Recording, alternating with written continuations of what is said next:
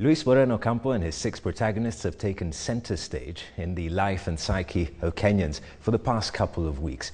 In light of the talk of local versus international justice, we delve into the importance of at least the perception of justice and respect for property rights to society and for economic growth. We'll still be looking at the new and interesting micro and small enterprises growing in Kenya, and today we focus on City Clock, and we have a guest to answer your question. Good evening and welcome to this edition of KTN Business Weekly. I'm Michael Oyer.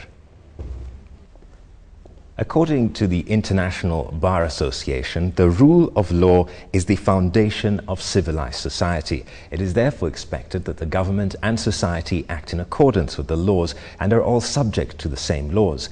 For good governance, no person is above the law.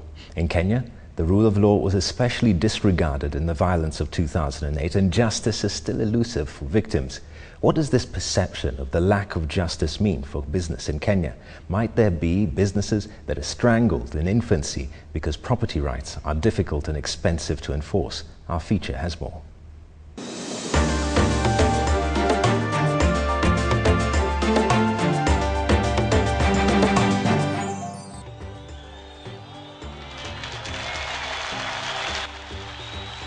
Nothing apart from the promulgation of the new constitution at Uhuru Park has caught the imagination of Kenyans and captured their attention so much as the appearance of the post-election violence suspects, the so-called Ocampo 6 at The Hague, to answer to various charges connected with the post-election violence period.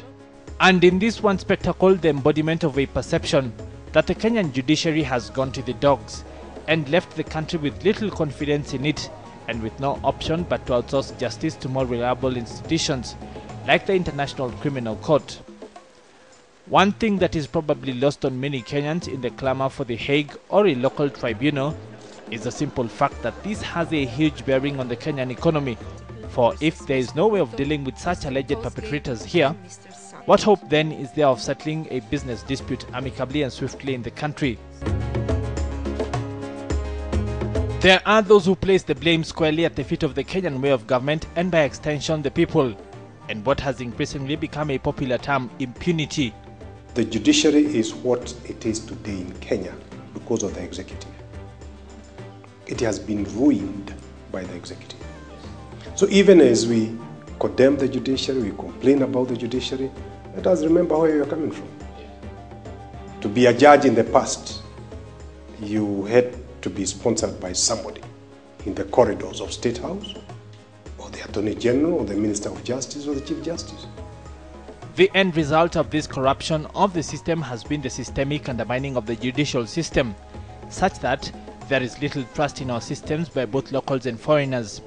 When individual citizens have little confidence in the rule of law and fail to live by the rules of society, do not trust the police or the courts, contract enforcement is often very expensive, and the likelihood of an outcome of crime is also high.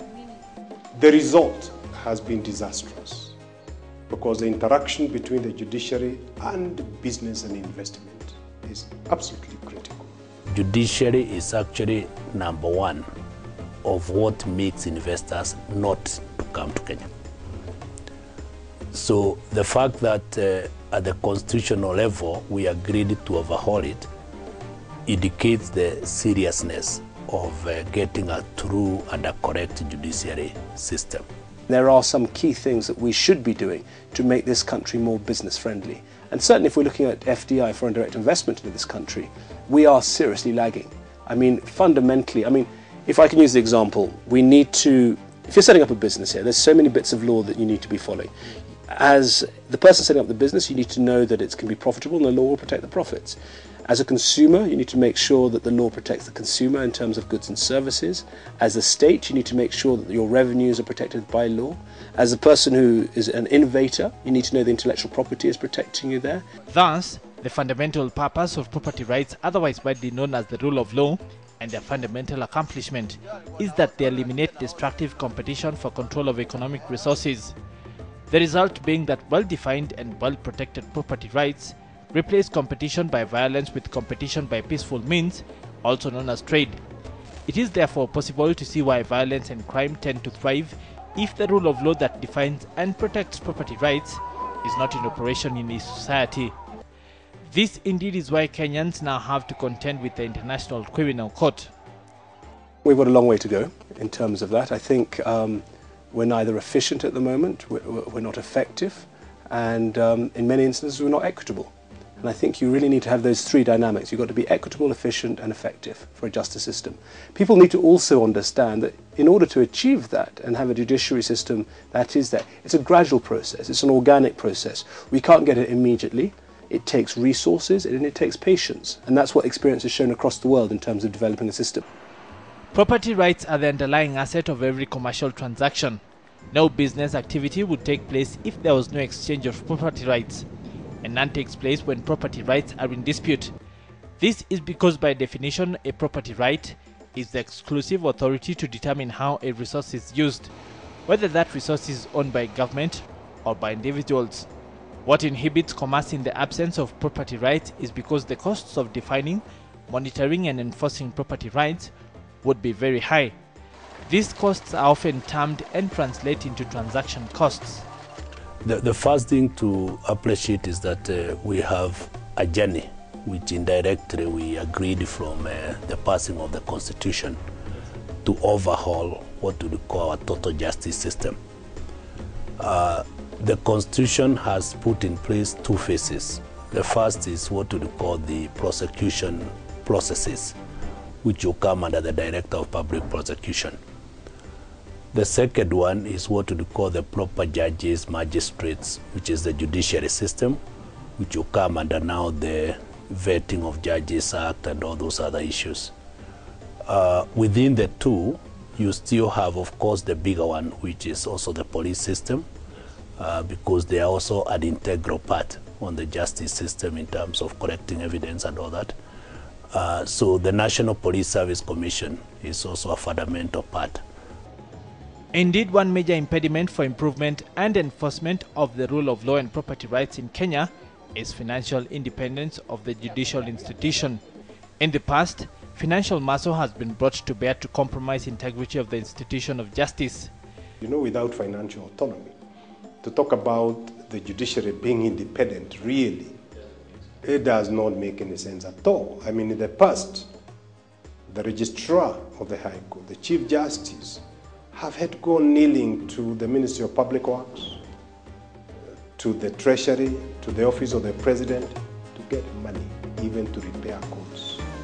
You know, I have been, a couple of years ago, listened to individuals in the Ministry of Public Works. Somebody was ringing them, pleading for a judge's house to be repaired, the roof, because it was leaking, and it was during the rainy season. And this individual in the Ministry of Public Works was not being receptive, and I was seated there. And he started joking, ni yule hakimu yeye haangalii mambo ya serikali. Wacha anyeshewe. The Constitution has in many ways sought to ensure that the law is king and that the nation is governed on the basis of the rule of law.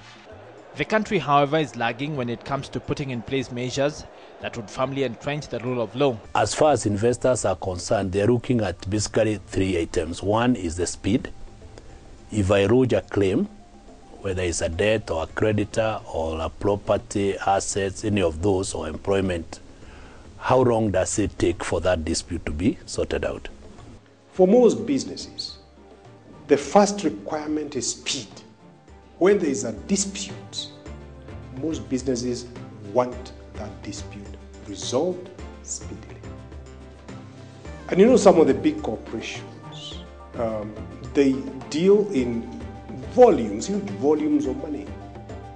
So planning for them is very, very important.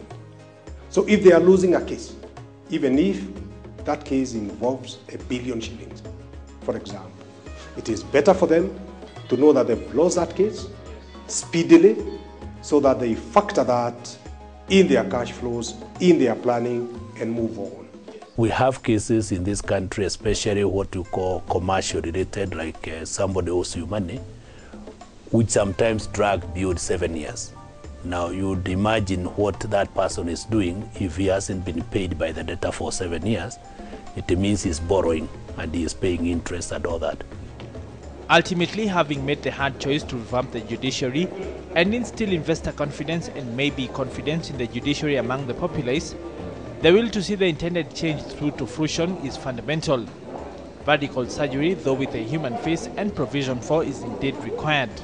How do we get there? I suspect there needs to be, somebody really needs to take a panga to the whole tree and really cull it down, strip it down, right down to its basics and start from scratch. Because there's so much graft there, right from the registrars, right through to still some of the judges who are sitting there, through to the fact certainly at the lower courts there is a huge amount of corruption there. And at the higher courts, of course, I think we have made a huge difference there. But if you compare us with a country like Rwanda, or a country like South Africa, where despite what the state says, you can go to the courts and have your day in court. Viewed from a business point of view, it emerges that transaction costs or the cost of doing business in Kenya would be substantially lower if there was confidence in the police and the courts, as this would ensure the protection of property rights. The absence of the rule of law on the part of a society in part explains the high rates of crime, high rates of unemployment which are above 40%, high rates of poverty estimated at about 50%, and the high levels of corruption. As a consequence, and despite our various attempts and ambitions as a country, including attaining the Vision 2030 and becoming a prosperous society, the rule of law needs to be part and parcel of economic planning. Time for a break, but when we return, we're looking at one company that has kept time, quite literally, for the last 20 years. City Clock, that and your question answered on the other side of this break. Stay with KTN Business Weekly.